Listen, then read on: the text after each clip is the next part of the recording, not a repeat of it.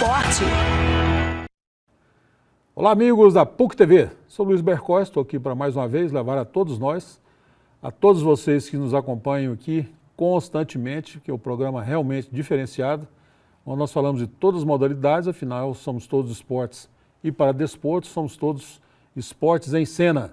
Hoje tendo o prazer de receber aqui mais uma vez o que eu considero o mestre dos mestres. Para mim é um guru, é um cara que eu respeito muito, admiro muito. Cara não, o cara parece que está falando de uma pessoa, né, menos qualificada, ou que não tem todos os predicados, de Milton Bueno, uma pessoa muito qualificada, uma pessoa que fala as coisas com muita verdade, com muito sentimento, com muita espontaneidade e sabe o que está falando.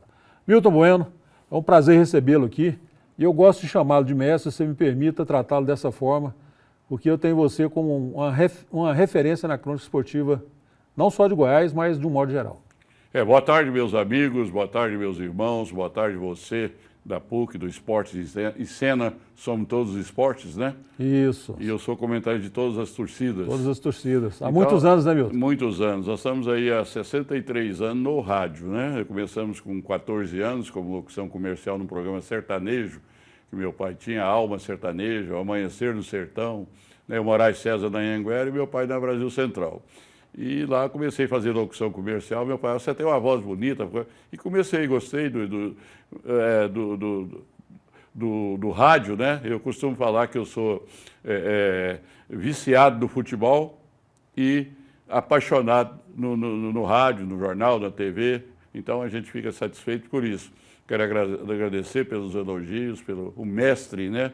E quando é mestre, a gente chega a ser mestre, como você também é mestre na sua situação, mestre é porque você, no pesar dos anos, você traz conhecimento.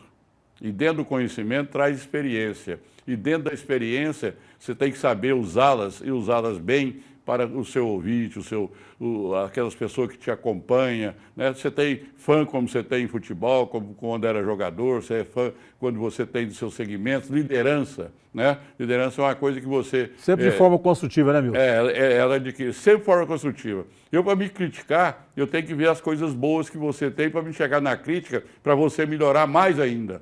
Eu penso dessa maneira. Criticar e pôr a pessoa para baixo, ela fica cada vez pior, com raiva. Eu tenho uma filosofia que acho que... debilita muito a pessoa, né? A crítica debilita muito, né? Às vezes você pensa que é só dinheiro, mas tem duas coisas que faz a pessoa humana sentir bem. Gratidão e também você reconhecer os predicados que essa pessoa tem, né? E eu tenho uma filosofia de vida que é muito importante. Se você fala mal de mim, ou você às vezes não me conhecer, ou então só de ver, eu ficar sabendo, eu vou lá para conversar e tentar convencê-lo. É isso, saber por que está falando, né? Por que está falando para poder... Explicar para a pessoa não falar mais. Eu não tenho nenhum inimigo, eu acho que não. Então eu trabalho dessa maneira e é tão importante, né, o Bercó, nós conhecemos há quantos anos e você sofre mais um pouquinho, que você tem uma personalidade muito forte. Tem a vantagem que o ser humano às vezes não tem, falar a verdade de cara.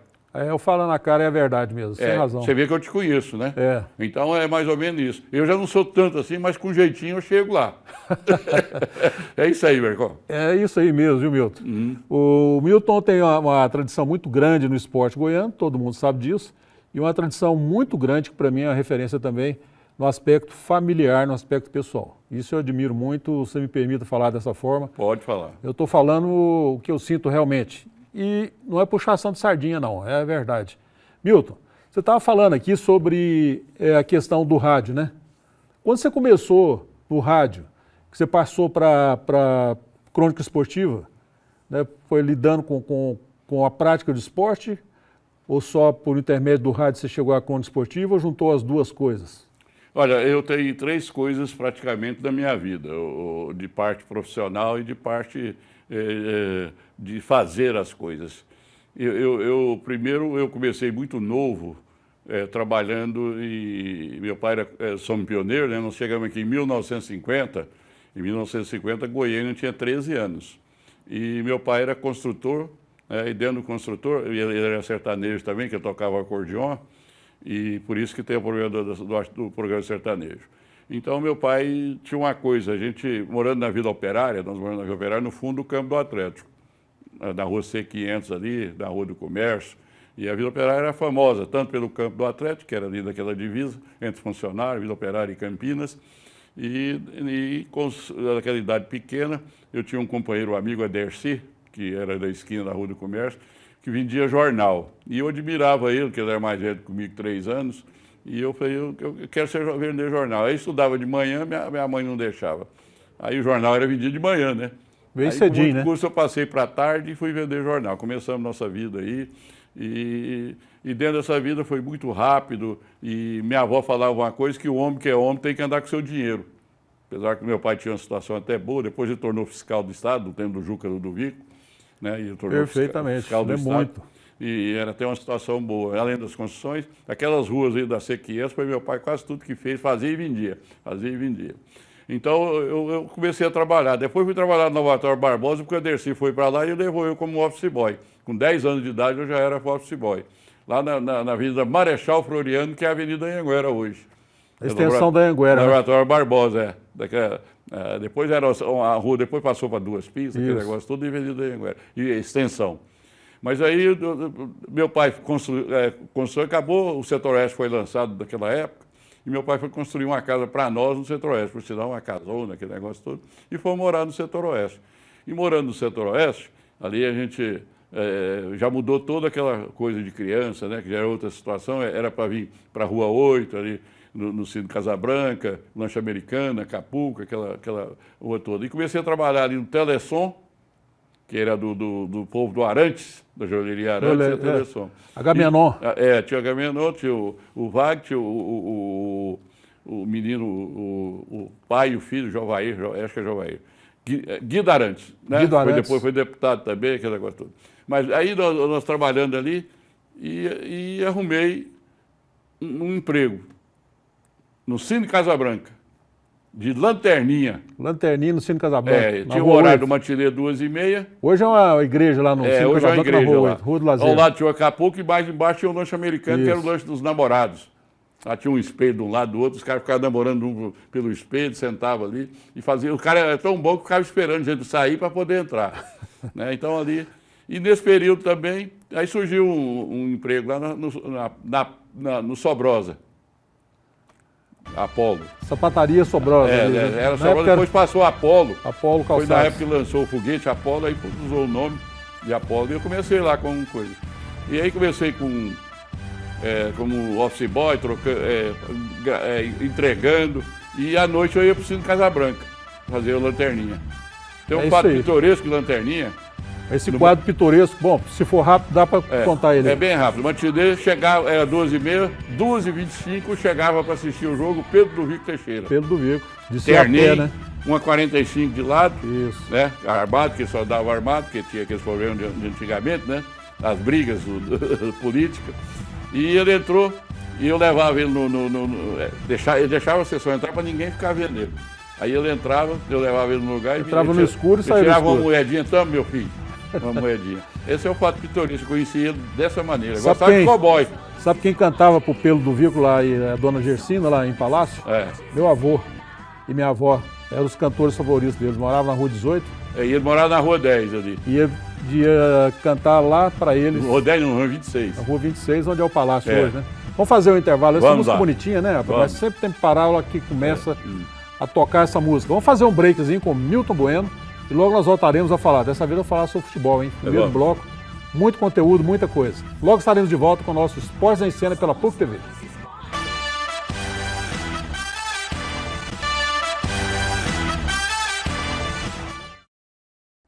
Estamos aqui pela PUC TV com o nosso Esportes em Cena. Sou Luiz Bercó e gostaria de agradecer muito, sabe, o Milton? Esporte é saúde, né? Quem está sempre conosco aqui é a Unimed. A Unimed está sempre prestigiando as atividades esportivas, está sempre prestigiando o Esportes em Cena. A Unimed é um motivo aí, é um dos motivos dessa motivação que nós temos. É a Unimed que nos dá essa motivação toda de estarmos cada vez mais empenhados, como você faz esporte há muito tempo. Você já ouve o nome da Unimed também há algum tempo. Ô Milton, sobre a crônica esportiva de antigamente com a crônica esportiva atual, existe uma diferença? Você consegue lembrar de alguns nomes? Olha, Eu vou fazer bem rápido, porque a crônica esportiva do passado, quando eu comecei na Rádio Brasil Central, tinha o Antônio Porto com a sua equipe, né? Depois veio Jurandir Santos, né? Jurandir Santos. Jurandir Santos veio junto com o Edson Rodrigues, né? Depois veio, aí na Anhanguera tinha o Joel Fraga, né? Joel. Que na época foi o Draulas Vaz, que talvez seja o Oswaldo Mesquita, que foi um dos precursores. O Oswaldo Mesquita ficou muito tempo, até depois, porque ele, inclusive, até fez aquela família, né? Aquela novela. Foi. E ele era um comentarista, jornalista, um cara inteligente toda a vida, né? E era realmente uma pessoa que deixou saudade. E depois teve Joel Fraga, Antônio Porto, Draulas Vaz, já falou? O Draulas Vaz, César Rezende, que está aí até hoje, também entrou na Anhanguera na época. E a gente tem uma lembrança assim. Jário Rodrigues. O Jário Rodrigues. E vou lembrar um do mais antigo, que era do Diário Associado da Rádio Clube, que era o Cunha.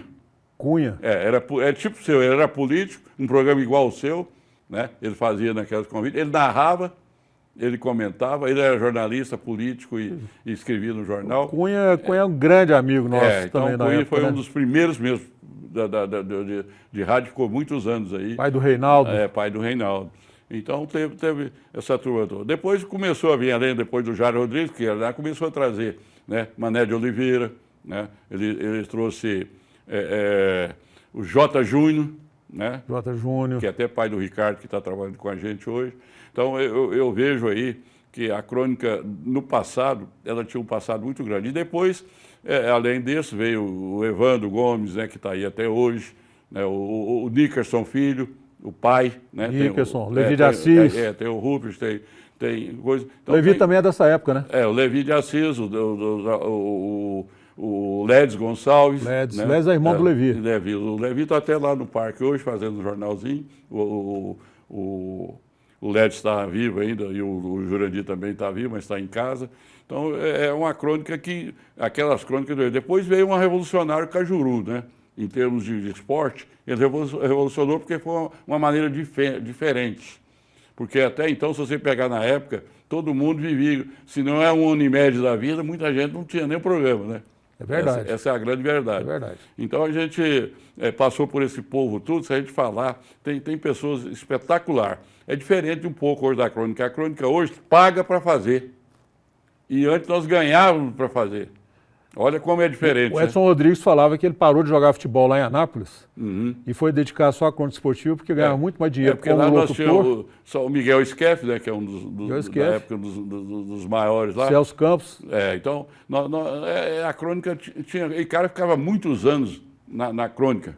Né? Isso é diferente. Hoje, por exemplo, os programas tudo é vendido. Antigamente, quem contratava eram as emissoras, né, e pagava bem. Depois mudou completamente. E hoje, você ser repórter, você tem que arrumar propaganda para vir trabalhar. Então, hoje é diferente. Mas a crônica tinha muito mais crédito. A nossa, então... Você sabe que a nossa crônica, em termos do Brasil, era referência, né? Grande. Os brasileiros reclamam muito, né? Que aqui os jogadores, os técnicos reclamam muito. Reclamam porque nós aqui, né? Qualquer hora, quer derrubar o técnico, qualquer hora. Acabando com o jogador, acaba com a carreira de todo mundo. Porque eu acho que um defeito da nossa crônica, eu sou cronista, posso falar, que eu faço do meio. Eu acho que a nossa crônica hoje, ela atrapalha muito o futebol. Em que sentido? Em vez, por exemplo, o Vila vai jogar hoje. Se ele perdeu, por exemplo, todo mundo passa uma semana metendo pau.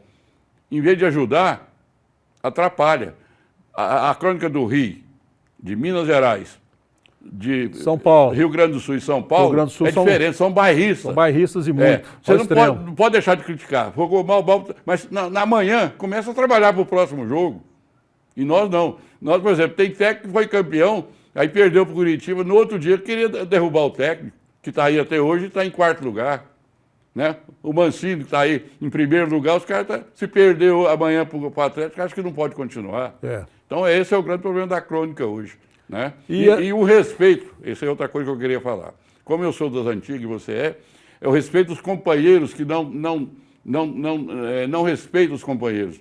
E a profissão, hoje, qualquer pessoa pega o rádio, é comentarista, ele não preparou, ele não tem base. Então, quer dizer, até eu uso um comentário meu muito que tem que ter base para poder falar, você tem que ter conhecimento para poder falar, entendeu? Não é só que ouviu falar. E hoje está muito pior, porque o cara não for bom, as redes sociais tá aí toda hora para te meter o pau. Mas você não acha que essa questão aí do repórter não ter mais acesso aos clubes, aos jogadores, aos dirigentes, Boa. isso não muda muito a maneira da crônica comportar com relação às informações? Esse é um dos defeitos grandes que veio. Já começou pela CBF ou pela FIFA, proibir, por exemplo, os repórteres fazer reportagem, o repórter entrar em campo para falar com os jogadores. Não entra mais antes, tinha um puxador de fio, né? Você lembra disso?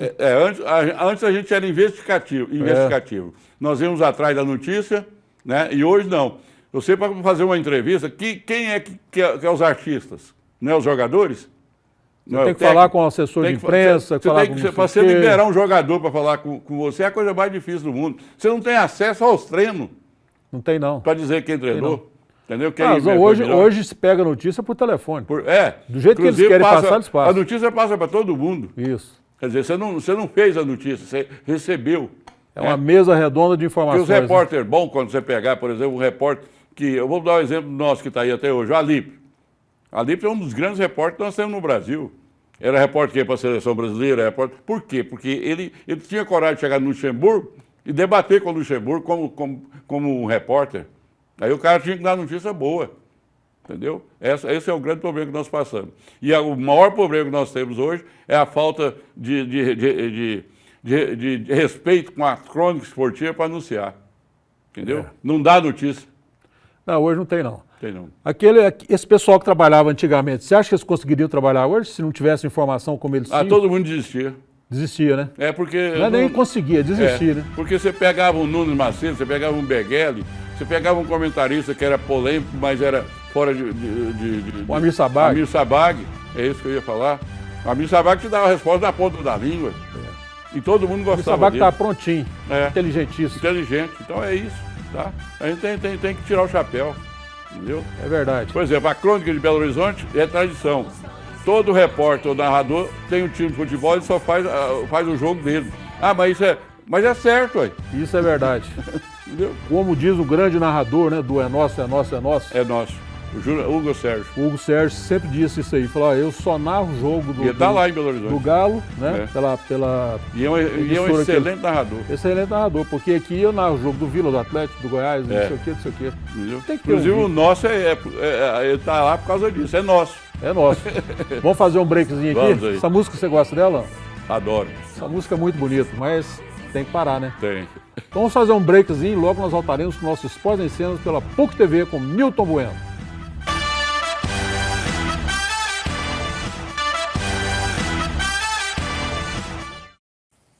De volta aqui pela PUC TV com o nosso Esportes em Cena. Somos todos os esportes.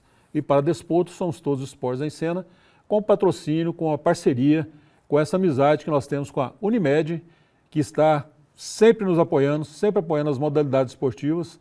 Unimed é o que tem de melhor para a sua saúde e também para o esporte. Você que é esportista, machucou, Unimed resolve para você, sem dúvida nenhuma. Ô, Milton, hoje nós estamos aqui com o Milton Bueno, o mestre dos mestres da crônica esportiva. Milton, uma perguntinha para você aqui. Nós falamos sobre a crônica esportiva, estou fazendo sempre um paralelo com o passado, né? Justamente. É bom isso aí, né? Não, o passado, ele te revigora. Revigora muito. E prepara para o futuro. Traz né? coisas para a gente melhorar o de hoje. Exatamente. Porque muitas coisas não é feito, né?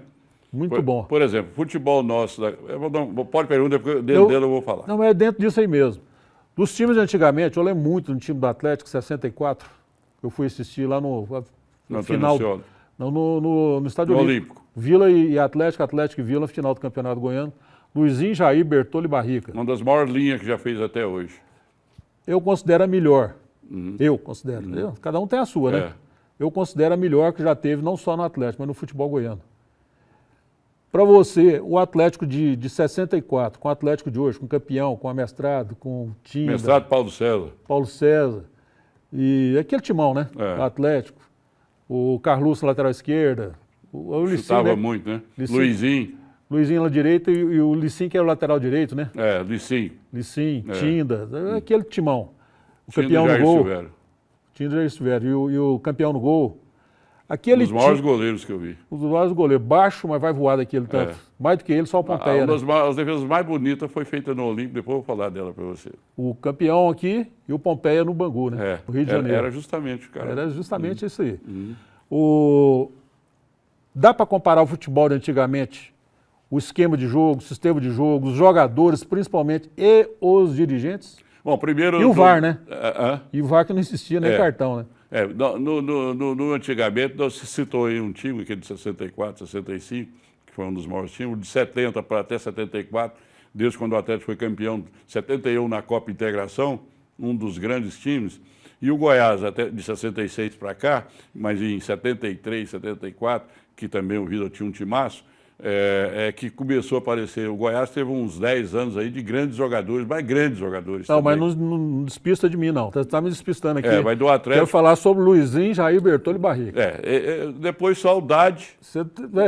Paguete, Dade. Reinaldo, né? e Raimundinho, né? Não, Raimundinho no anterior. Reinaldo, Paguete, Dade e Raimundinho. Isso, isso aí. Também era um meio de campo, Zé Geraldo e... Tem quem que era o outro? Zé Geraldo e... O famoso. Bom, assim? Vamos levar. E eu vejo aí que time igual esse, nós não temos. Jogadores iguais a esse, não jogadores em tudo, né? Em tudo. Jogadores completos. Porque o Luizinho, por exemplo, quando surgiu, bicho, ponta direita, ponta esquerda, foi parar lá no Vasco, aí o Paraná quebrou a perna. Sabe por que ele não foi para a Copa 66? Porque o Paraná quebrou a perna dele. Mas ele estava convocado para a seleção. Estava convocado. Estava jogando ele Garrincha. Eu joguei com o Luizinho, porque eu, 60, 70 eu jogava na categoria de base do Atlético. Né? E joguei com o irmão do Luizinho, o Éder, um que era cabelo queimadinho assim, né? Tinha queimado a cabeça. Mas eu vou falar para você. Luizinho morou na casa nossa, lá em Buriti Alegre. O Luizinho tinha um supermercado lá na Vila Operária, ali, né? Tinha uma floricultura na Vila Operária. Isso ali, floricultura. Eu morava na Vila Operária. Do Capimpuba ali. Mas eu morava na C500 e joguei no Atlético. Com 7 anos eu fiz uma preliminar de Atlético e Goiânia, que eram os dois maiores clubes do estado. Né? O Atlético era o clube do povo. Clube do povo. Entendeu? E chegou a ter um crescimento fora de série.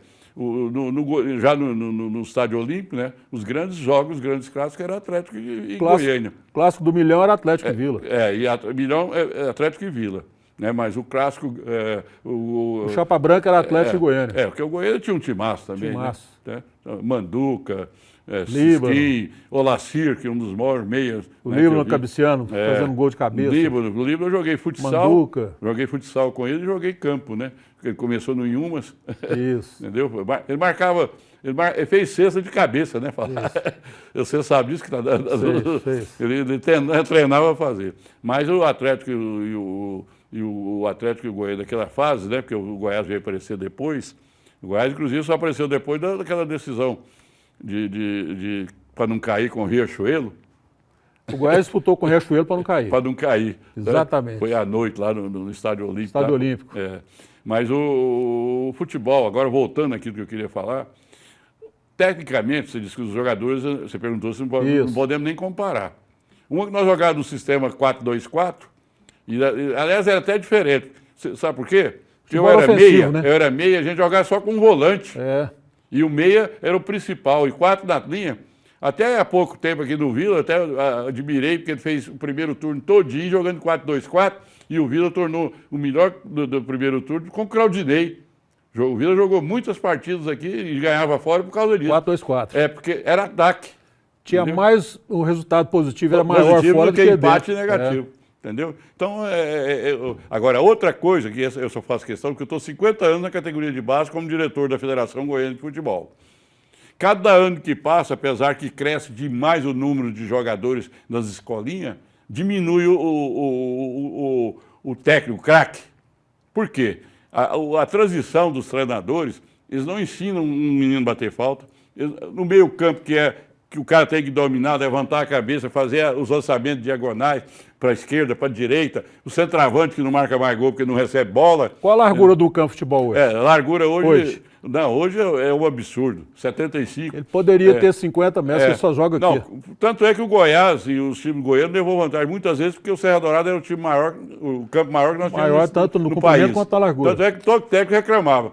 mas a velocidade do Goiás, a velocidade do time do Atlético, o Atlético jogava com 2 pontos abertos, o Goiás jogava com 2 pontos abertos e fazia os cruzamentos, centroavante como o Lico, como todos o Baltazar. O Túlio ainda pegou essa época. Pegou o Túlio como centroavante, Túlio. você vê. Então, eu acho que mudou demais o futebol em relação a isso. Outra coisa que eu não admito, você lembra que a gente treinava na sexta-feira para jogar? O time aspirante... Coletivo de sexta final, definia.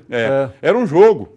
Você ia no treino, tinha 1.000, 2.000 pessoas, 3.000 vendo o treino, porque o treino era um jogo. Sabe por quê? Porque o cascudo, o aspirante, que era chamado na época, eu fazia parte, porque o meu patrão não deixava eu ir treinar, eu só treinava na sexta para poder ver se jogava. Aí acabava de jogar, porque o titular era titular. Mas ali você ganhava do titular, porque o titular tirava o pé para não machucar, para jogar domingo. Outra coisa, se falar em machucar, você viu as contusões, o tanto que aumentou? Porque só dão física. Só quer o cara outra coisa que me enche de raiva quando eu estou comentando. O Popô, jogador joga quarta e domingo, nunca mudou. Eles falam, joga demais, joga não, é quarta e domingo, toda a vida Sempre foi. Sempre foi isso. Sempre foi. É 2 jogos por semana. E outra coisa, todo mundo briga para participar de Copa do Brasil, de Sul-Americana, de quanto mais jogo, Libertadores. Para que foi feito o time de futebol? Para jogar? Para jogar, ué. Jogador ganha, não é para jogar? E outra coisa, quanto ganha hoje quando nós não ganhava nada? E exatamente, quando jogava de graça, jogava todos os dias. Agora que ganha muito dinheiro, tem que se poupar, né? O patrimônio do clube é o jogador. E outra tecnologia. A camisa nós jogava com algodão, quando terminava, estava suada, pesada. A bola era um peso danado. Bola de cobertão. Agora mesmo eu estava falando lá fora em off para você, o problema do joelho. Os preparadores físicos para nós, sabe o que eles faziam? Eu lembro lá no Atlético direitinho, aquela arquibancada que foi feita primeiro, a gente ficava pulando nela, de cima para baixo, de baixo para cima, e hoje o joelho está tudo danado aqui. Embaixo da academia Tarzan, em cima ficava pulando. Você já saía para ir para a academia. Exatamente. Ô Milton, vamos ter que terminar, bicho, aí, ó, o tempo aqui, ó. Mas é bom estar com você, né? Porque a gente... A liberdade que você dá para a gente conversar e o âncora que você é, eu sempre te elogiei como âncora, porque você é de coisas diferentes. Olha, eu tenho certeza que o telespectador que vai vir, que está vendo nós aqui, ele realmente vai ficar, nós temos tudo isso aí. E tem mesmo. E muito mais coisa. Muito mais. Mas estou suas ordens. Isso aqui não foi nem 0,5%. O Milton Bueno é isso aqui, ó. Por isso que eu chamo ele de mestre. Não é só no conhecimento prático, conhecimento teórico, é um mestre da vida, mestre como um todo, porque ele sabe tudo que é bom e o que é ruim ele elimina. É uma coisa fantástica, né? Viver feliz é bom, né? É bom mesmo, porque inimizade hoje está ligada à sinceridade, né? Quanto mais sincero você for, mais antipático. Mais você arruma um inimigo. Mais antipático você é. É verdade. Eu sou um cara antipático demais, eu só falo a verdade, infelizmente. Viu, você também que é um caboclo verdadeiro, tem história para contar. Eu te agradeço e te convido para mais uma vez estar conosco aqui sempre que for possível. Olha, é uma satisfação grande, Bercó, que o seu programa, 2 programas que eu sempre falo, em qualquer lugar que eu vou, é você e o Malandrinho mostrando o passado. Tem que dar, o programa do Malandrinho, e olha quantos anos. É maravilha. Eu já trabalhei com ele 10 anos, trabalhei com você também, e todos os programas de você consegue trazer as pessoas que a pessoa de lá quer ouvir. Muito obrigado por tudo. É isso aí. Mais uma aula que nós tivemos aqui no nosso Esportes em Cena pela PUC TV. Nós que somos todos esportes e para desporto, nós que temos aqui o apoio e o prestígio da Unimed, que também é esporte, não é só saúde, é esporte também. Nós agradecemos mais uma vez a presença de Milton Bueno, extrapolamos nosso tempo, vamos levar bronca, mas é normal. Isso aí está super normal. E esperamos contar com você na próxima oportunidade. Até breve, um abraço.